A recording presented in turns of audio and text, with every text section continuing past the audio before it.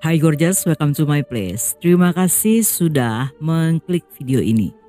Nggak pakai lama, watch.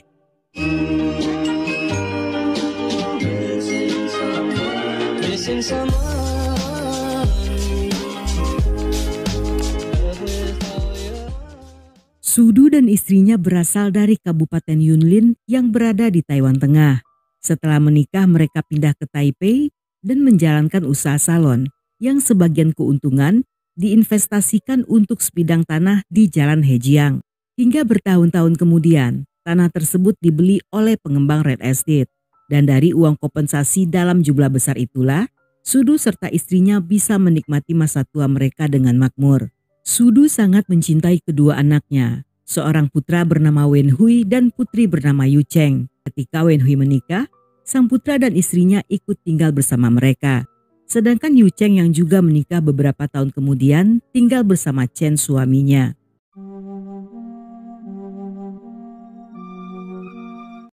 Setelah Yu Cheng menikah, Sudu seringkali membantu keuangannya agar pernikahan sang putri berjalan baik. Dia bahkan membelikan sebuah apartemen di Taipei agar mereka tidak perlu menyewa rumah. Namun dengan segala kebaikan sang mertua, Chen yang terlena alih-alih bersyukur justru memanfaatkan kebaikan mereka untuk menguras harta Sudu. Sejak awal Chen tampaknya menikahi Yu Cheng karena orang tuanya memiliki banyak harta. Walaupun Chen pernah kuliah kedokteran, tetapi dia tidak lulus, sehingga selama ini tidak punya penghasilan sendiri dan lebih sering bermalas-malasan di rumah. Sebagai menantu kere, dia juga tidak tahu diri, dan dengan santainya perlahan berubah menjadi parasit yang bergantung pada mertua. Bahkan setiap kali ada kesempatan, dia akan menghabiskan banyak uang untuk clubbing dan minum-minum di bar. Tidak cukup sampai di sana, melalui perantara Yu Cheng yang merupakan anak kesayangan Sudu, Chen sering meminjam uang pada sang mertua dengan berbagai alasan. Pada satu waktu, dia meminjam uang untuk membuka restoran, dan di lain waktu, kembali meminjam untuk berinvestasi di Argentina. Ketika Chen semakin sering meminjam, namun tidak pernah berusaha untuk mengembalikan, Sudu pun sudah tidak mau lagi untuk meminjamkan uang. Chen yang sudah tidak bisa lagi mendapatkan uang, merasa tidak perlu untuk mempertahankan pernikahannya. Dia pun semakin jarang pulang, dan ketika bertemu seorang penari bernama Wu, keduanya secara diam-diam mulai hidup bersama. Dalam masa-masa itu, selama beberapa waktu Chen sempat pergi ke Argentina. Setiap kali menulis surat pada istrinya, dia mengaku sedang sibuk bersama teman-teman untuk memulai sebuah perusahaan. Di lain waktu dia juga mengaku sedang membantu salah seorang teman yang membuka usaha restoran. Semua yang dikatakannya hanyalah kebohongan, agar terkesan sibuk dan punya alasan untuk tidak pulang. Namun ketika pulang ke Taipei, Chen kembali nongkrong di klub dan tidak melakukan apa-apa. Selama tinggal bersama Wu, Chen telah menghabiskan uang dengan sangat boros. Sehingga ketika uang tabungan mulai menipis, dia pun teringat dengan harta mertuanya. Namun karena menyadari jika tidak akan mudah untuk meminta uang, Chen pun mulai menyiapkan rencana untuk menipu mereka. Untuk menjalankan rencananya, Chen mengajak istri serta mertuanya pindah ke Argentina.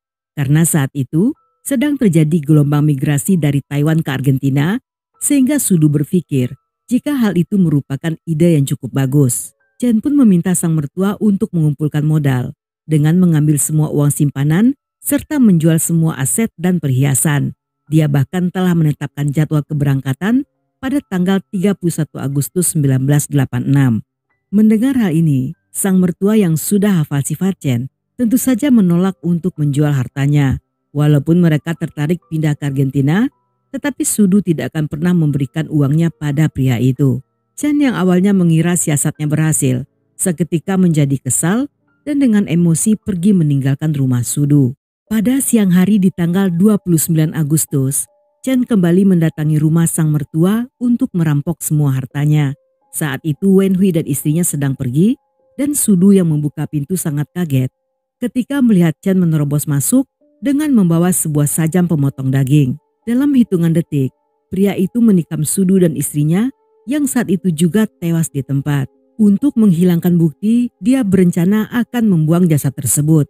Namun karena takut tiba-tiba Wen Hui pulang, Chen pun menulis pesan di sepotong kertas yang isinya mengatakan, "Ayah dan ibu untuk sementara waktu memutuskan pergi ke selatan dan saya akan menunggu kamu pulang, tetapi jam 4.30 saya harus pergi karena ada yang harus diurus. Saya akan kembali pada jam 10.30 malam.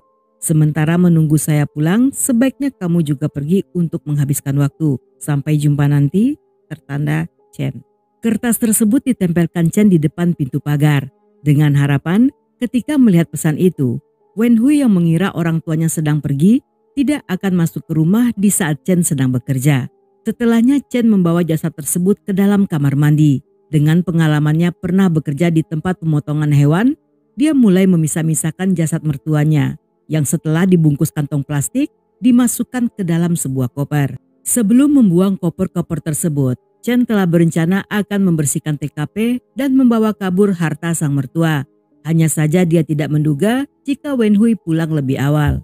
Ketika Wenhui membaca pesan yang ditempel di pagar, seketika dia merasa curiga. Karena pada jam 1 siang, dia dan Sudu sempat bicara di telepon dan ayahnya tidak pernah mengatakan akan pergi keluar kota. Selain itu dia mengetahui dengan jelas bahwa Chen sangat jarang datang ke rumah mereka karena hubungan Chen dengan ayahnya sedang tidak akur. Karena memiliki firasat aneh, Wenhui dan istrinya segera masuk untuk memeriksa dan menemukan Chen sedang ada di dalam. Saat Wenhui mencium bau amis dan melihat bercak merah pada dinding ruang tamu, dia pun segera menghubungi polisi yang di saat itu pula lah Chen segera kabur tanpa sempat membawa harta milik sang mertua. Polisi yang tiba di TKP menemukan jasad Sudu dan istrinya yang telah terpisah menjadi 32 bagian dan disimpan dalam 3 koper dan 9 kantong plastik yang diletakkan di dalam kamar tidur milik Sudu. Setelah diperiksa, di antara potongan tersebut tidak ditemukan jantung dan liver milik istri Sudu, sehingga polisi kembali memeriksa seluruh rumah dan menemukannya tersimpan di dalam magicom. Dari kesaksian Wenhui serta barang bukti berupa surat dan alat-alat kejahatan, mereka menetapkan Chen sebagai tersangka yang telah menghilang entah kemana.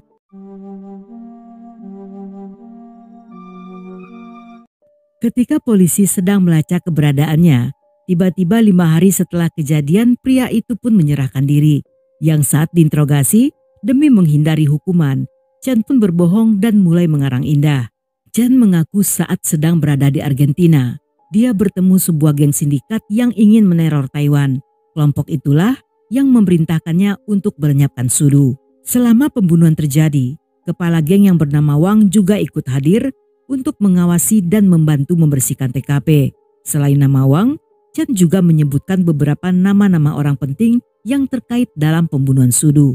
Namun semua ceritanya tidak bisa mempengaruhi polisi, yang setelah beberapa jam dalam tekanan, pada akhirnya Chen mengakui segalanya dan mengatakan bahwa dia juga berniat untuk menghabisi Yu Cheng, Wenhui, dan juga istrinya.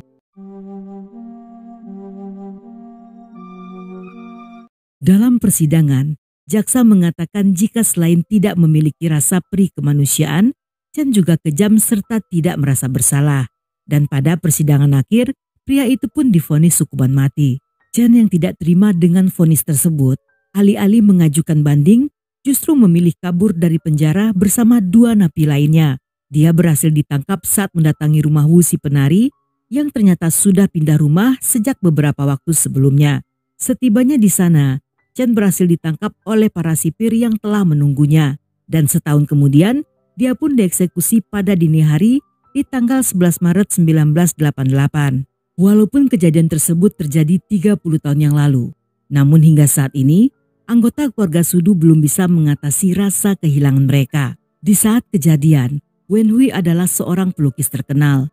Namun akibat insiden ini, Wenhui yang terpukul menceraikan istrinya dan mulai menunjukkan gejala gangguan jiwa. Dia tinggal di rumah yang sama tanpa merubah letak perabotan yang telah usang dan setiap hari tidur di depan kamar orang tuanya. Wenhui tidak mau meninggalkan rumah itu karena baginya di sanalah semua kenangan tentang orang tuanya berada. Tidak hanya Wenhui, Yu Cheng juga mengalami kesulitan. Walaupun Chen sering berbohong dan suka merampas uangnya, tetapi Yu Cheng yang sangat mencintai pria itu tidak akan pernah bisa melupakan suaminya. Dia bahkan mengatakan ingin bundir agar terlepas dari semua derita.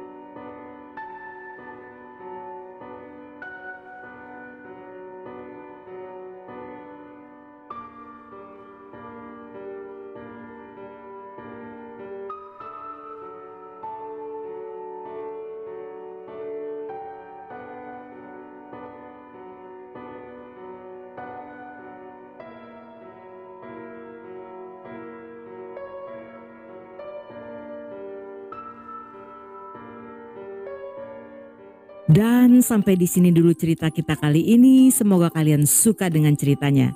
Buat yang masih betah hingga akhir, thank you, love you, have a nice day, and then see ya.